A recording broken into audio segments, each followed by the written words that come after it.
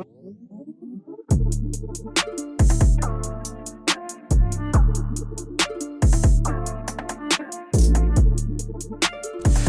everybody, Michael Lofton here. I wanted to tackle the question of whether Annibale Bugnini, an archbishop who had a very, very influential role in the new liturgy, the Novus Ordo Missae, whether or not Annibale Bugnini was, because he was a Freemason, able to infiltrate the church's liturgy and infect it with harmful content that explains the current problems in the church today. So, in other words, did Annibale Bugnini infect the church's liturgy with foreign content and foreign influences and Masonic and Protestant content to the extent that now the Novus Ordo Missae, or the Novus Ordo liturgy, is harmful to souls? This is kind of a follow-up to the previous video that I did on the Society of St. Pius X, where they claimed that the Novus Ordo Missae, objectively considered, is a danger to souls.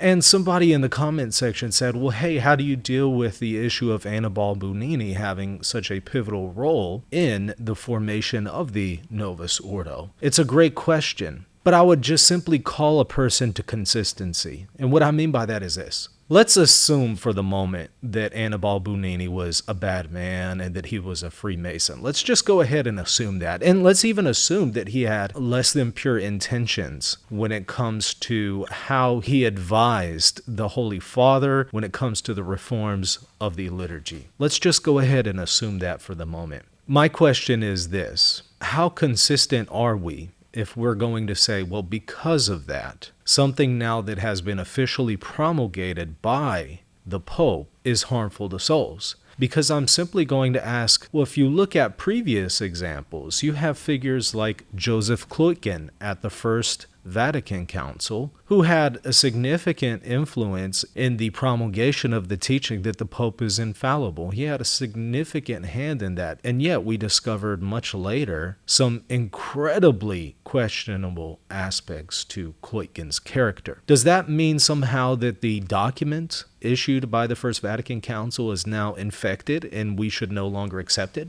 What about Father Gregory Baum, who also had a hand in influencing certain aspects of the Second Vatican Council and had a hand in writing at least one of its documents? It turns out that there's some very questionable aspects to his character that were discovered afterwards. Does that mean that we should now dissent from Vatican II? What about Cyril of Alexandria at the Council of Ephesus at the Third Ecumenical Council? There are some less than Christian aspects to his character, it would seem. And yet he had a significant influence in the decision that was adopted at the Council of Ephesus. Does that mean that we should now reject the Third Ecumenical Council because St. Cyril had some questionable aspects and behaviors? Should we now go and examine every church father and every council father in the last 21 ecumenical councils and discern whether or not they were problematic in their behaviors, and if somehow that may have impacted the decisions of the ecumenical councils? What do we say of figures like emperors who had a significant role in some of the ecumenical councils and their outcome, but also had less than desirable behaviors and aspects and characteristics to them? Should we just now throw out all of the ecumenical councils? So if we're going to use this Annibale Bugnini argument, we need to just simply be consistent and also throw out the First Vatican Council, the Second Vatican Council, Ephesus, and some of the other ecumenical councils. I also want to say, I think ultimately the problem here is if a person says that I can't accept the Novus Ordo Missae because it's harmful to souls, I want to charitably challenge you, because I would say that does fall under what we would call a theological censure. A theological censure is whenever you deny something that ought to be maintained, and there are different levels of theological censures, some that are more grievous than others. Heresy, for example, would be more grievous than, say, something that is an error in theology, yet both are very problematic. I mention here this theological censure in relation to the safety of liturgical disciplines promulgated by the church. To deny that there is safety, or to say that something that has been officially promulgated by the church liturgically is harmful to souls, falls under the censure of what we would call error in theology. And the opposite of that censure is what we would call theologically certain. There's this proposition that is theologically certain,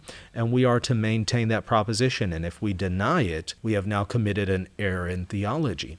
And I want to read briefly to you from here the second volume of Dogmatic Theology by Monsignor Van Noort. This is a pre-conciliar, so prior to the Second Vatican Council, theologian, Emmanuelist.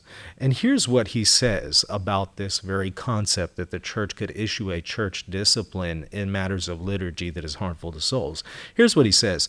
The church's infallibility extends to the general discipline of the church. This proposition is theologically certain. And he goes on to explain that, and he also mentions that, well, perhaps some of the church's decisions could be imprudent, but that doesn't mean that they will be harmful to souls. They might not be the most timely, they could be imprudent, but they're most certainly safe to souls, and that proposition is theologically certain, which means it's accepted by all of the Catholic theological schools of thought as something that is necessarily connected to a revealed truth. In other words, this is not something that we can just throw away and dismiss, and it might even be sinful to adopt this position since it's an error in theology. And it might be even a matter of sin to adopt a position that is an error in theology. So that is significantly worth considering. So the question now is, can the church err so grievously that it allowed a Freemason to infect the liturgy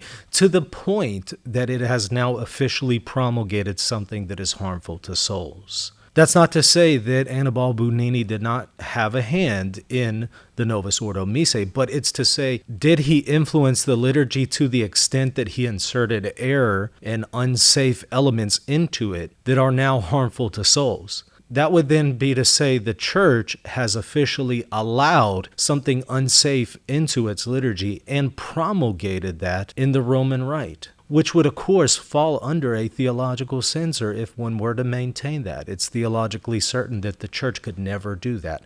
So the question now is, do you actually believe that the Holy Spirit protects the church in its general disciplines, or do you believe that the Holy Spirit will allow the church to harm souls? That's the question. Well, I hope this video has been helpful to you. Please let me know your thoughts there in the comments section if you have any questions. Also, if you like what you see here, hit that like button, hit that subscribe button. And also, if you want to support me, check me out, patreon.com/Reason and Theology. We'll see you later. God bless.